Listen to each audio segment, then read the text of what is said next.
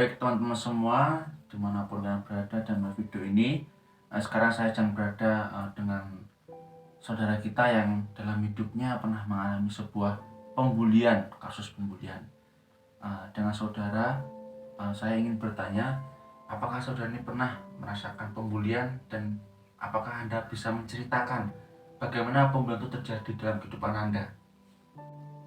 Ya, terima kasih Mas ya. Nah, dari sini saya menceritakan bahwa bully yang dialami diri saya sendiri itu waktu SMP. Nah, waktu itu ketika masih SMP kan badan saya kecil, kurus, lalu ya seperti itulah, kalau kecil dan kurus itu banyak sekali disingkirkan dan juga banyak ditindas itu Mas. Nah, waktu itu ketika SMP kan sering jajan ke kantin. Nah, waktu jajan ke kantin itu sering kayak dipalaki dan juga kayak diolok-olok, diejek, badannya kecil dan juga seperti ditindas gitu. Baik teman-teman, tadi seperti yang saya ceritakan oleh saudara kita, pembulian terjadi karena pembulian secara verbal ataupun secara perkataan maupun secara tindakan, dan itu sungguh merusak mental bagi mereka yang mengalami hal tersebut. Maka kira-kira berapa lama dirimu itu mengalami pembulian tersebut? Nah, waktu itu kan SMP ya Mas. Dari kelas 1 itu belum tampak kalau ada bully. Bully maksudnya belum tampak kelihatan dalam diri saya sendiri. Nah, baru kelihatan itu kelas 2 SMP. Nah, itu muncul kayak dipalaki, dimintai uang jajan, karena kan kantinnya di belakang sekolah gitu Mas. Jadi kayak dicegat gitu Mas, dihadang. Baik, tadi telah dikatakan kepada saudara kita bahwa tindakan seperti dicegat ataupun dihadang untuk dimintai uang saku ataupun uang jajan yang dilakukan. Mungkin siapa sih yang melakukan tindakan pembulian itu terhadap dirimu? Nah, waktu itu pembulian itu terjadi di dalam kelas.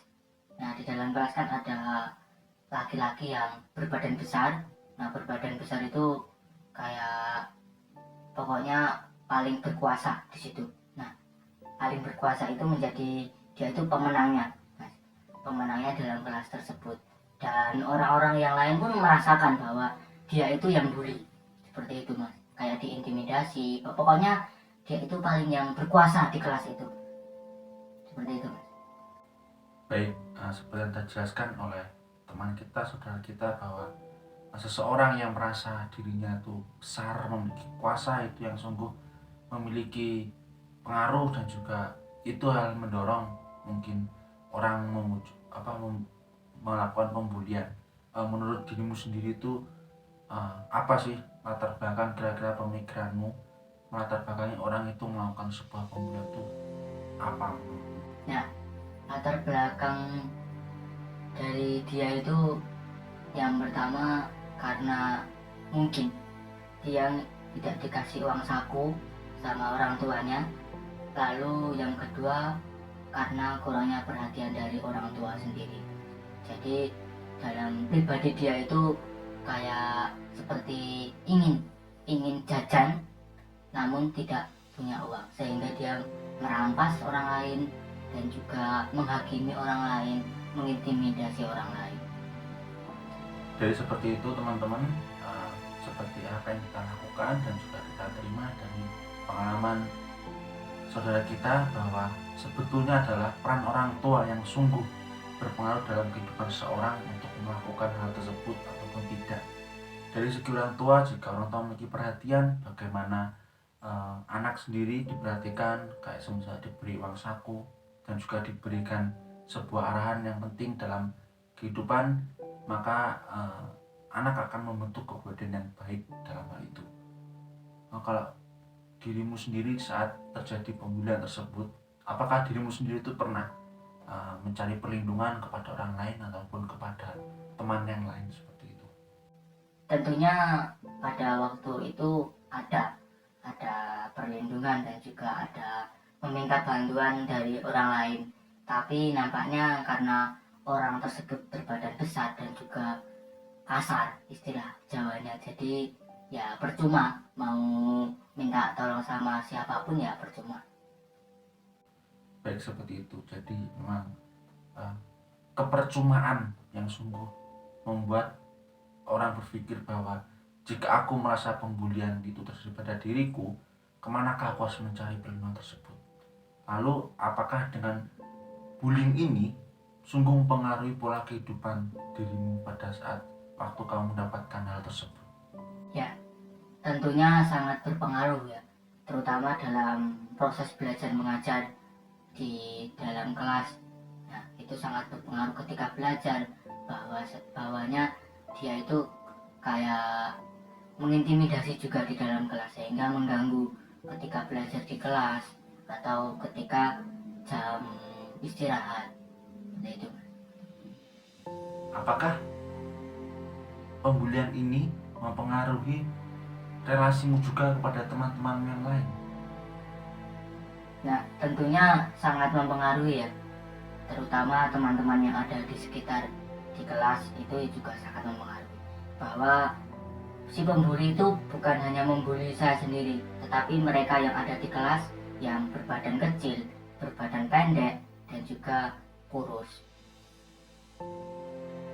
Bagaimana perasaanmu karena kamu ini orang yang pernah dibully dan juga kamu pernah merasakan sebuah intimidasi, penindasan? Lalu perasaanmu itu bagaimana untuk apa yang kamu rasakan, untuk ungkapan rasamu karena kamu mendapatkan hal tersebut? Apa sih perasaan yang kamu dalami dan juga kamu dapat itu seperti apa?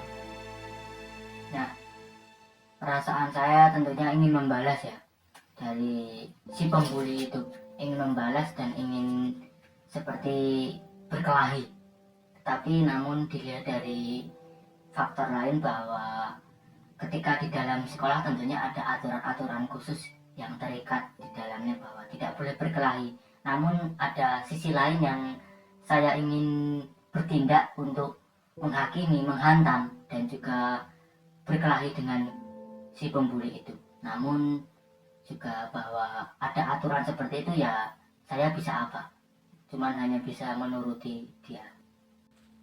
Jadi baik, karena memang pembulian ini sungguh sangat merugikan bagi yang menerimanya, karena dimana pembulian ini sungguh sangat merusak mental dan juga sangat merusak orang dan juga memiliki rasa penurunan akan mental dan juga perkembangan seorang yang terjadi. Maka sungguh pembulian ini sungguh sangat tidak terpuji, karena pada dasarnya itu merupakan hal yang sungguh membuat orang yang menerimanya itu ingin merasakan bahwa kesusahan dalam hidup mereka sungguh sangat terjalin karena relasi yang kurang baik dan juga karena dorongan ataupun karena seperti yang telah teman kita sampaikan, ingin membalas namun tidak bisa karena terikat dengan aturan persekolahan. Maka dari itu saya sebagai konselor pada hari ini ingin memperteguhkan dirimu, karena kamu sendiri butuh memperteguhkan diri. Saya juga mengambil dari ajaran Tuhan Yesus bagaimana kamu harus menerima apa yang telah kamu dapatkan dan juga kamu rasakan, kamu resapi itu sebagai sebuah proses kehidupan. Maka dari itu dalam hal ini saya mengambil bacaan Filipi ayat bab 4 ayat 13 yang berbunyi, segala perkara dapat kutanggung di dalam Dia yang membuat kekuatan padaku. Jadi semua perkara yang kamu dapat dan juga semua bullying, pergolakan ataupun sikap kasar mereka yang kamu dapat itu terimalah dalam nama Dia, yaitu Tuhan Yesus, agar dirimu semakin dikuatkan dan diteguhkan. Maka dari itu kamu harus keluar dari zona terpurukmu itu. Mungkin kalau saat ini kamu masih merasakan hal tersebut, keluarlah pada zona terpuruk, maka kamu akan dapat mengembangkan diri menjadi lebih baik. Seperti itu. Apakah mungkin ada perkataan untuk teman-teman yang lain? Semisal ada teman-teman yang melihat, apakah mungkin bisa merasakan hal sama seperti yang kamu rasakan? Apakah kamu ingin memiliki perkataan untuk meneguhkan mereka? Ada dari saya, bahwa bully itu sangat sakit sekali. bahwa kita jangan sampai terpuruk dan juga larut terlalu dalam hingga tidak mau bangkit dan mau kembali lagi. Bahwa saya mengajak teman-teman semua yang menjadi korban bully, ayo bangkit bersama-sama. Masih banyak dunia-dunia lain yang harus kita kejar, harus banyak mimpi-mimpi lain yang harus dikejar. Lalu jangan jadikan masa lalu itu sebagai hal yang terburuk, namun jadikan masa lalu itu sebagai proses belajar. Baik, terima kasih.